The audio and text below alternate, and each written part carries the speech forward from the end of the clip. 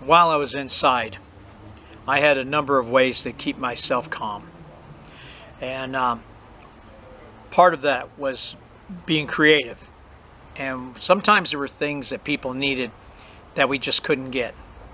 One happened to be buttons for your shirts, for your jacket, maybe for your jeans. So I actually would make buttons out of lolly sticks.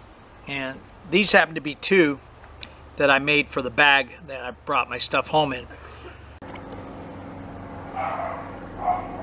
And as you can see, it's all lolly sticks, 2 layers thick. These are Magnum lolly sticks that I'm using here. Now, as far as having tools in the cell, it was really hard to have tools. But what I've come to find was I would get somebody who worked in one of the maintenance or shops to get me some 80 grit sandpaper, which I found too.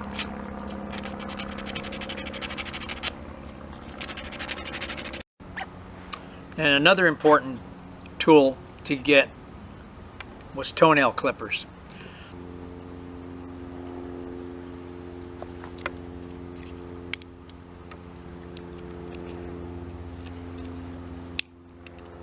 Once you had a basic form, you would then cross the grain of the woods to give it strength and drill holes using whatever you could get, whether it be a needle, might be a screw, might be a small nail, and you just line them up. And once you had cut these down to the basic form, you would glue them, which with wood glue that you'd get from somebody who worked in one of the shops, and you'd clamp it.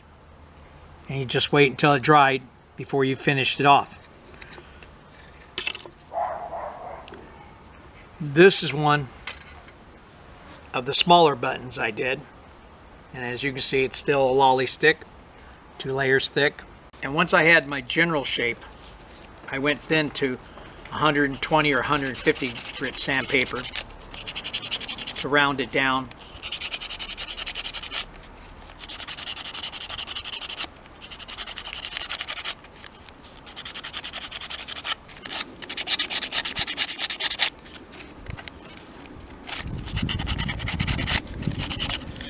Until I got it to approximately the right size and shape that I wanted.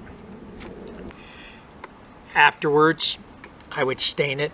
Sometimes we'd use coffee or a tea to make it a brown. Sometimes we'd paint them. Sometimes we would just wax them with floor wax. And then to make sure that my holes were clear of any obstruction from glue, I'd run the needle and thread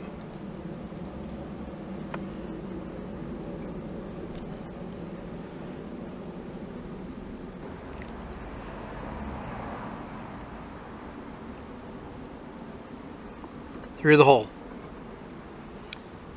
And there you have a prison button.